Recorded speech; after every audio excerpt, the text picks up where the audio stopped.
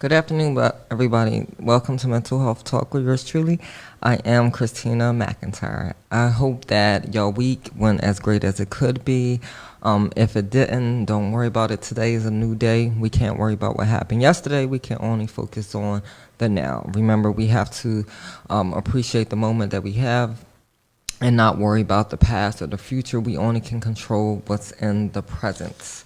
Um, don't forget to visit my website, www.becomeyourc.com. Follow me on Instagram, Become Your C, Facebook and YouTube, BYC, Become Your C. Also, I'm on TikTok at Become Your C. I wanted to let everyone know, if you're interested, I have jewelry for sale, especially dealing with the chakras, to help you on your spiritual journey to becoming your full self. You can inbox me or you can visit my website and order through that. Also, I have my first published book out now. It's called Become Your C, 21 Poems to Ignite Your Spiritual Journey. It's available as an ebook right now. I'm working on getting a paperback copy, but if you're interested, go to my Facebook page, Christina McIntyre. It's a link to Amazon. You can purchase, download, definitely get one of the copies. It will definitely challenge your perspective and give you a different approach on your thought process and ways that you can uncover yourself. So before I get to the topic this week, it's a lot of events going on in our community, right? And so it's important that we be a part of our community, especially if we want to see it grow. It's definitely things happening every week. Definitely go out and support the people in your community. That's how we can keep our community continuously growing. Next week, I believe Saturday, it's a drink like ladies having an expo, a drink expo. I believe there are tickets still available. I am going to be attending that, but it's definitely a lot of different awesome things that's coming up in the community. You just have to pay attention. I'm sure people that you're friends with is sharing them, so definitely come out and be a part, be supportive of it. And if you can't really afford anything, just sharing someone's information definitely can help in the long run, right? We can be supportive in so many different ways that doesn't require monetary support. So definitely do your part in uplifting people. Like, we support other outsiders like Target and Walmart and Popeyes and KFC and stuff like that. Definitely support the people in your community because they're trying to get up to that level, and we owe it to ourselves and our community to give as much support as possible. So the topic for this week is basically an open discussion, different perspectives on mental health. There are a lot of different approaches that people take as combating with mental health, right? And whatever one works for you, you choose that one, and you won't know until you actually get involved with whatever approach you choose. So there are four that I kind of came up with: religion, therapy, and medication, and holistic approach. And each one has different ways to combating mental health, positive and negative, right? That's why I said you have to find which one works for you, because everything doesn't work for everyone, and everyone mental health illness is different for each individual, right? Like, I have panic and anxiety, and my symptoms may be different from someone else that suffers from that mental illness. So you have to find what works for you and stick with that. Consistency always wins. Something is not going to work if you don't put the effort, the time, and the commitment into it. And so whatever you find that works for you, make sure that you're giving it your all, just like you do with anything else. If you want to find ways to deal with it, ways to combat it, you have to make sure you're doing your due diligence with it. So the first one I'm going to talk about is religion. How does religion help people to combat mental health? So what religion do is provide security and stability, right? It gives people something to believe in, a structure. So when you have a structure, basically like a routine, It's something that you stick to, something you follow, something that basically works for you. Also, religion provides, having a supportive group of people that may have similar ideas and beliefs that you can go to and that you can also trust. And so a lot of times people turn to religion because they feel safe, right? And I actually went to church for a long time since I was a child up until I was like in my 20s. And it does provide you some sort of comfort. You belong to different groups and stuff, and so that provides structure. You stay busy, so you don't tend to think about your mental health illness as much. I know, like for me, when I stay busy, I don't tend to seek down in my depressed state, or I don't tend to be as panicky or have a lot of anxiety attacks when I'm staying busy. Is when I'm sitting by myself and those thoughts start piling up. And so religion provides that. But there is also some negative downside to religion as well. Certain religions have practices and belief systems and let's say, the sins that we commit, right? And so some religions see mental illness as a sin, right? As a something that maybe your ancestors did and now you're suffering from it. Or it's like the devil that's inside of you. And so they try to do different things to get the evil spirits out of you. And so you have your cults also that can negatively impact you having mental health issues. It also can cause obsessions, anxiety, and depression, right? If you belong to a religion or a cult and you're not doing everything that they asked of you, or let's say you get overwhelmed, or certain churches ask for a lot of money you can't provide, you feel like you're committing a sin, you feel like you're not doing your part, and so that causes a lot of different feelings, and you feel kind of isolated in a way. And some churches do isolate you. Some churches do certain things if you don't meet the criteria, and that's what church is not supposed to be like that, right? Religion is not supposed to be that. It's not supposed to be a place where you feel like you can't come and be yourself. And so a lot of people will start off and turn to religion as a way to help and heal, right? You pray to God and ask God to help to heal your mental illness and stuff. And so when you go and you trust people with this and they tell you that it's something wrong with you or it's nothing wrong with you, you feel kind of like you're left alone. And so that's why a lot of people have pulled away from religion, because they feel like religion kind of ostracized them, religion labeled them, religion kind of kept them in a worse place than they was when they started. Not every religion does that, not every church does that, but I'm saying just overall, this is how people feel. And so they try to find other ways to deal with their mental illness, because they looked at it, like I know back in the day, they looked at mental illness as a bad thing, but it's not bad. We can't control everything, right? We only can control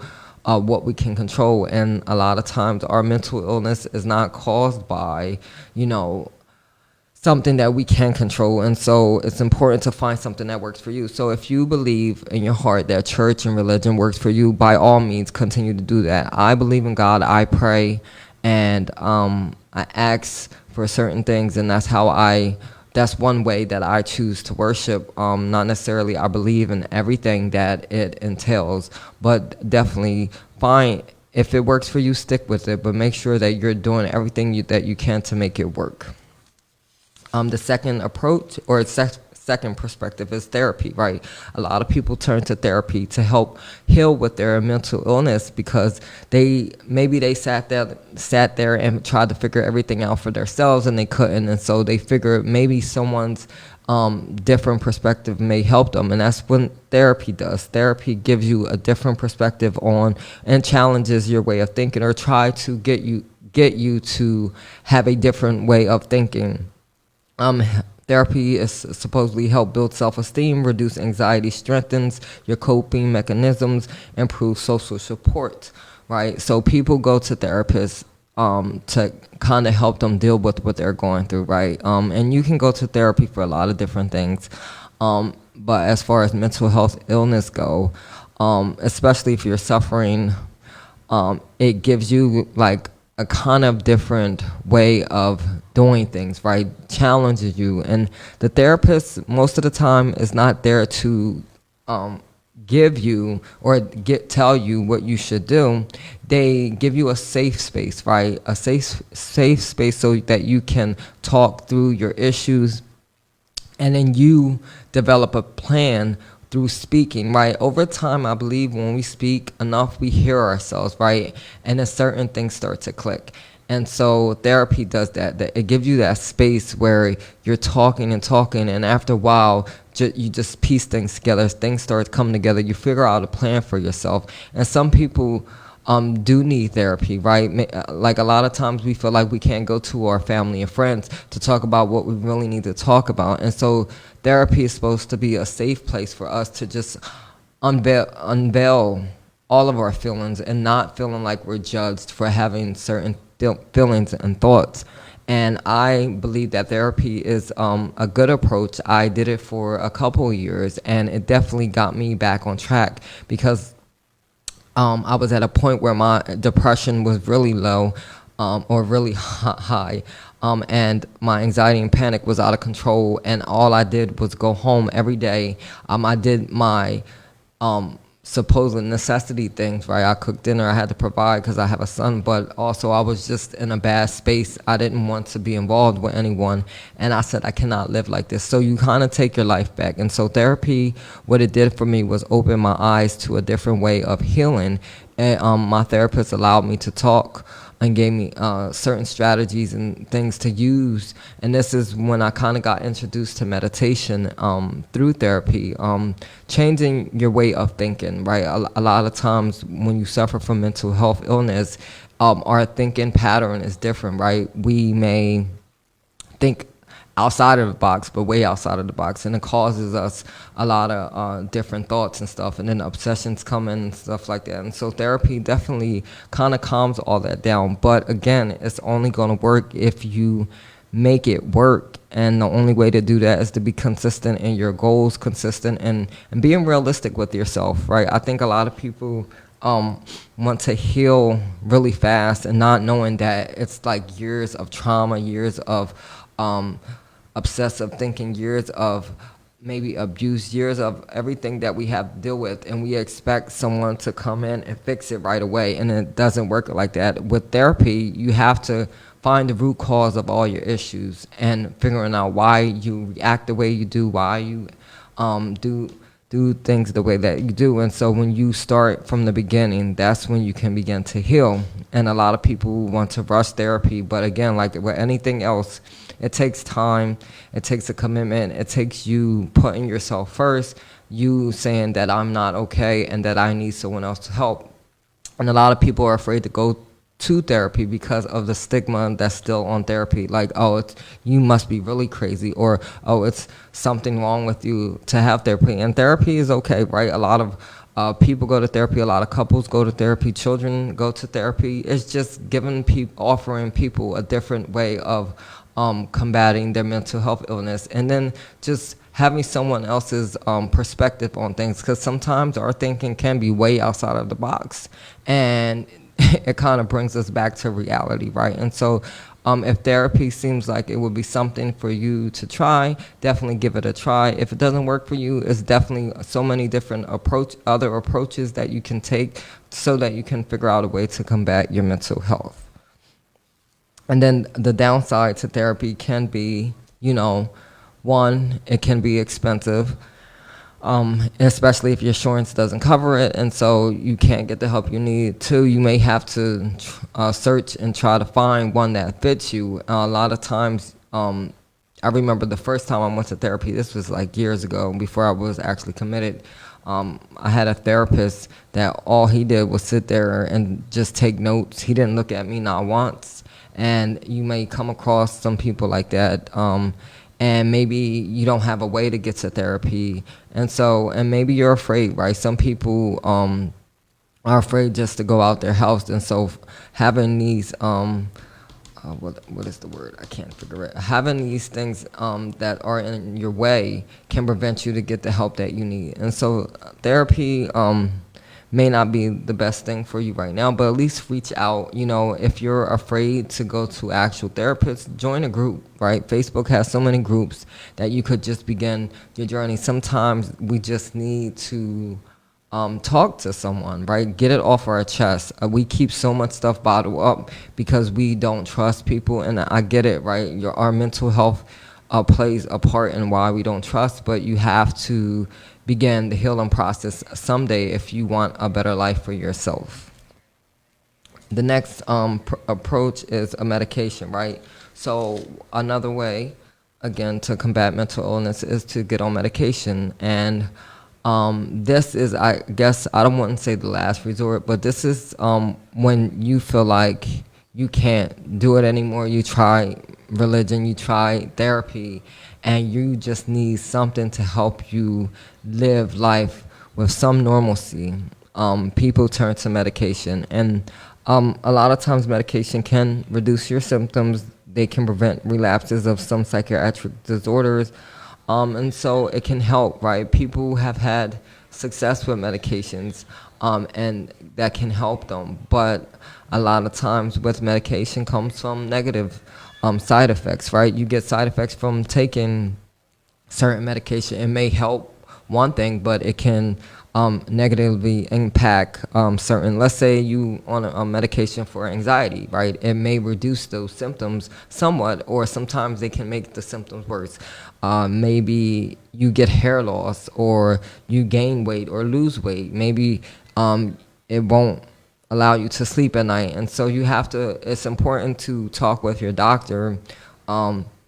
Not a regular doctor. You need to talk to like a psychiatrist, someone that can actually prescribe these medications, and see what works best for you. And sometimes you may have to try different medications to find one that finally works for you. And again, like with anything else, with any different approach, you have to find something that works for you. One medication may work for someone else, but it's not necessarily going to work for you. And so you have to try it out. So medication is not necessarily a bad thing, especially if it's helping you have peace. From my perspective, with medication, it's like you sometimes can become like a guinea pig, right? You have to try different things and see which one works. One thing might do something, it might counteract, right? Let's say you have panic and anxiety, and you may have a physical illness like diabetes or high blood pressure. It's helping with the panic and anxiety, but it's making your blood pressure go up, or it's making your diabetes worse. And so you have to make a choice on, oh, do I continue this medication, or do I just try something different? And then after a while, like once you take medication, after a while, that strength doesn't work anymore. And so now they have to up the dose. Now that may do something different. So you definitely have to find something that works for you. They have medication that doesn't have a lot of ingredients in it. So you just have to definitely talk to your doctor or do your own research at the end of the day. A lot of times we become dependent on them giving us answers. But again, doctors don't really know everything. They're just giving you kind of a guess of what may work for you because they don't know your body. You know your body well. So if you're on medication and you're starting to take it, already taking it, definitely pay attention to what's going on in your body, your mental status, and if it is affecting you or not. A lot of times we get put on medication and it may change our mood.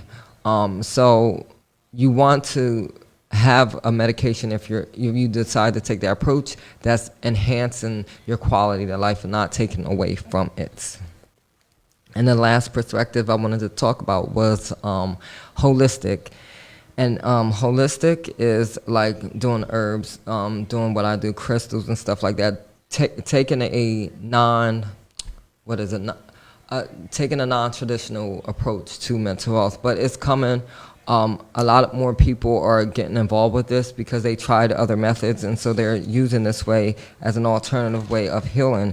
So what holistic approach does, it views the patient as a human and not necessarily as a medical issue. So when I approached this about, I want to say 2 or 3 years ago, I started this journey, right? I started therapy first. And therapy helped momentarily, and then it stopped helping after a while. It gave me a different perspective. Okay, I need to change my way of thinking. It offered meditation as a way of healing, but it was just something I needed more that I wasn't getting. I was still stuck in my depressed state. I was still having panic and anxiety. What can I do to change this? And then I started learning about the chakras. And then again, the chakras are energies in our body, and everyone has them. We have 7 main chakras, and when they're out of balance, they cause these different issues in our body. They cause physical issues, and they cause mental issues. And with this approach, yes, it's not looked at as something that society necessarily thinks is appropriate, right? When I talk about it with people, people kind of look at me side-eye ways, right? Because it's dealing more on a spiritual level, not necessarily, you can't see it, right? Our chakras are energies that you can't see, but you can feel them. And when it's too much energy, it causes problem. And when it's too less, it causes issues. And when I started dealing with this, and I was learning about it, and I'm continuously learning about it, it just connected with me, right? I found peace dealing with the chakras, and I sometimes I do slack off, and I don't go about it the way that I need. And when I do slack off, then I see a decline in how I feel. And so with anything, it has to be consistency. And with the chakras, what they do is challenge you. And it has challenged me to dig deep and then find the core of my issues, why I feel certain ways. It gave me a different way of looking at myself, and not necessarily always, like, I think sometimes we always point the finger at people and why we suffer the way we do. And now certain circumstances are the cause of our mental issues, but we have to learn how to take control back of ourselves. And that's what I feel like the chakras do for me. It gave me control back over my life instead of always looking on the outside to heal, and it offers you a way to look on inwardly to heal, and basically to manifest the reality in the life that you want.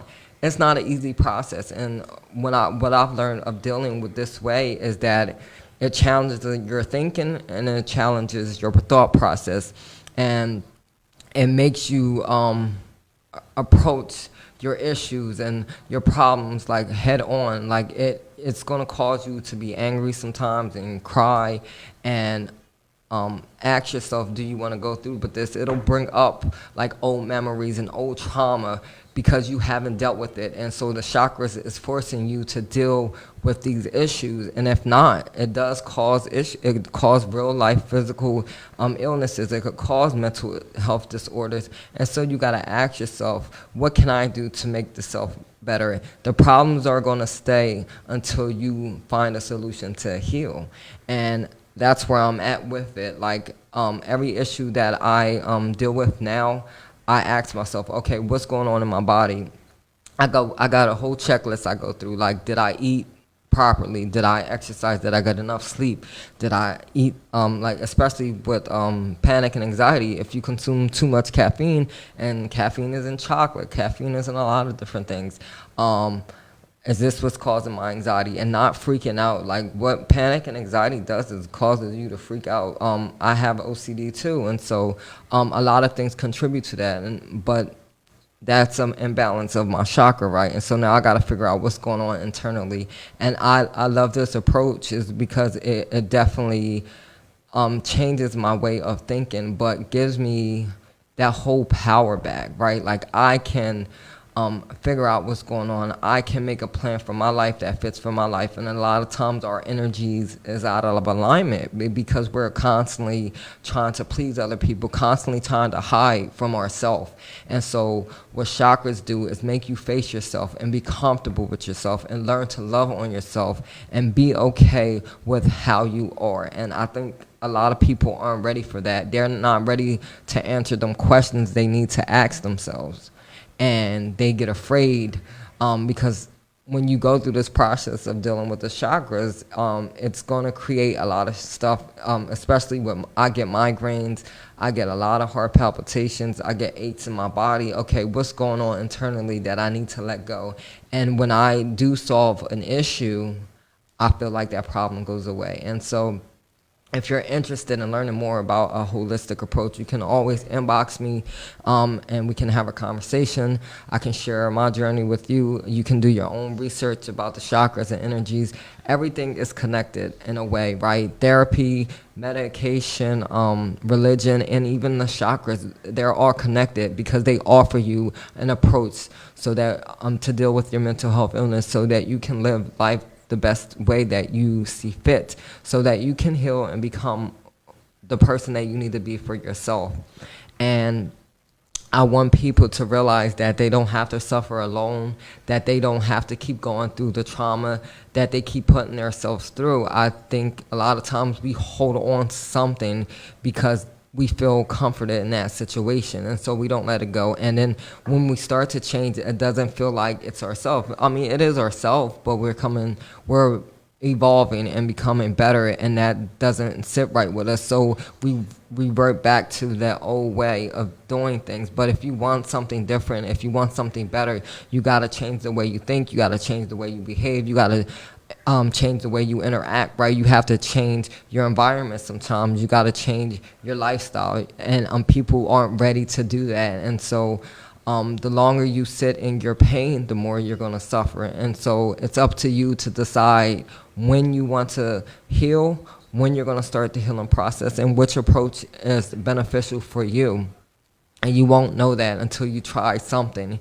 But don't sit there longer than you have to, because again, time is limited that we have on this earth, and you don't want to waste time being unhappy. You don't want to waste time suffering and being in pain.